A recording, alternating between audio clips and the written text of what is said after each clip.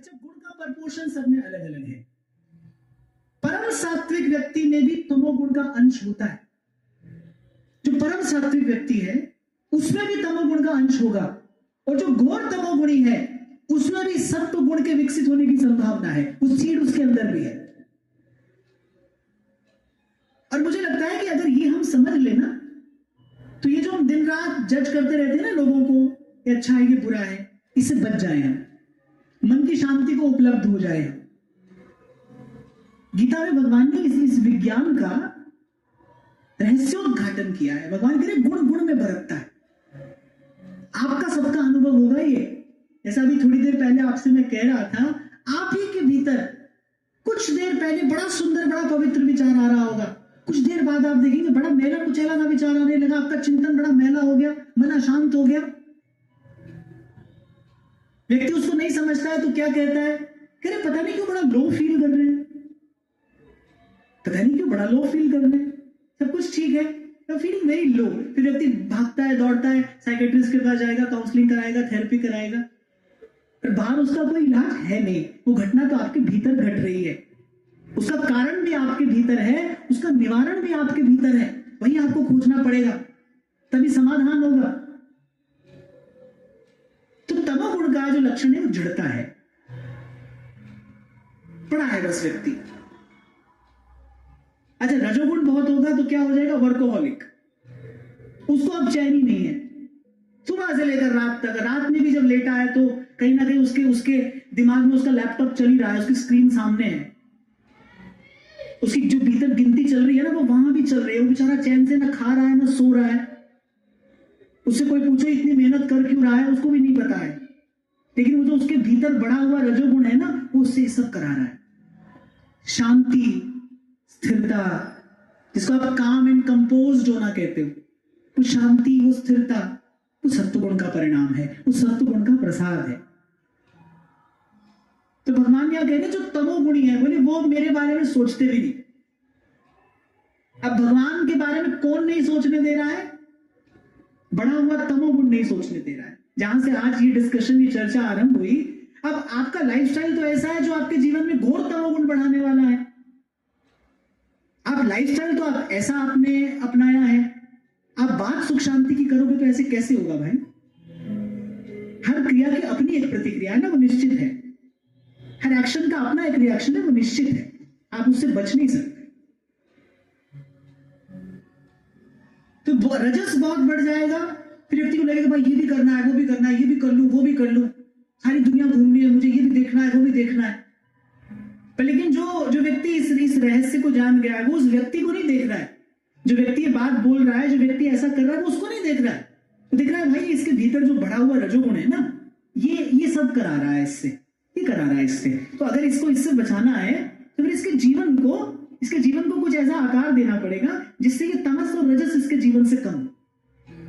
पर आप ये भूल जाना, यहां भगवान ये बात कह रहे हैं, आप ये भूल जाना भाई मनमाना आचरण करोगे, जो मन में आएगा खाओगे, जो मन में आएगा पियोगे, जो आपकी इच्छा होगी वो आप करोगे, जहां आपका मन होगा आप जाओगे, ना आपकी डाइट अच्छी होगी, ना आपकी कंपनी अच्छी होगी, आप क्लब में भी जाओगे, आप खाना पीना भी करोगे और आप भगवान का भजन भी कर लोगे। ये भूल अपने मन में मत रखना।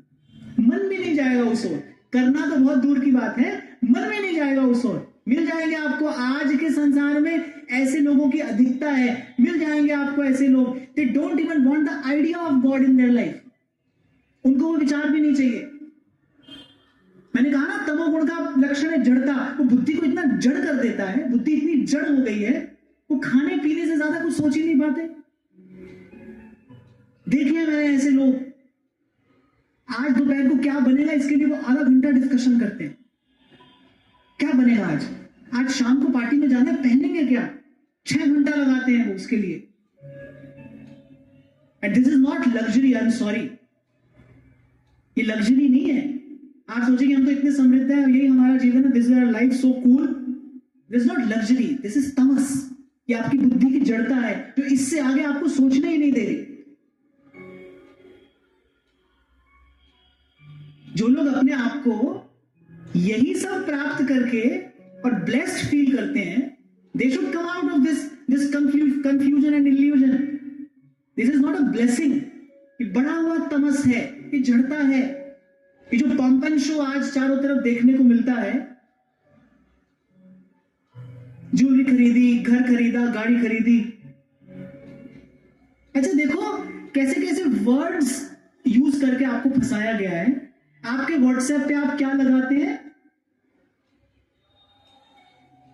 जोर से बोलो, status. That must be a very smart person. I'll say cunning, not smart. जिसने ये शब्द ढूंढा होगा, this is your status. अच्छा सबका झूठ है, सब झूठ। It's a fake word. Shallow status. यही आपका स्टेटस है। अब वो स्टेटस है किस लिए? बैग खरीदा है, घर खरीदा है, गाड़ी खरीदी है, ज्वेलरी खरीदी है, और वहां पर दिखा रहे हैं पूरी दुनिया को। और उस अंधी दौड़ में वो जिसकी बुद्धि वैसी जड़ है, जो उसी सेम फ्रीक्वेंसी पर वाइब्रेट करने वाले लोग हैं।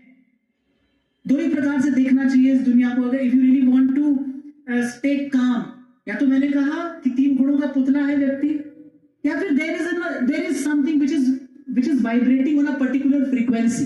तमोगुण की फ्रीक्वेंसी कुछ है, रजस की फ्रीक्वेंसी कुछ है। एक सात्विक व्यक्ति एक अलग फ्रीक्वेंसी पर वाइब्रेट करता है। उसको देखकर आपको शीतल अनुभव होगा, आपको सुखद अनुभव होगा। क्या है उसकी फ्रीक्वेंसी जिस पर वो वाइब्रेट कर रहा है। तो ये जो पंपन शो है, जिसमें आज सब लगे हैं, and they call it a blessing, they call it luxury. Actually this is neither a blessing nor a luxury, but what is this? This is just तमस। ये बुद्धि की जड़ता है। भाई इससे आगे वो सोच ही नहीं सकते।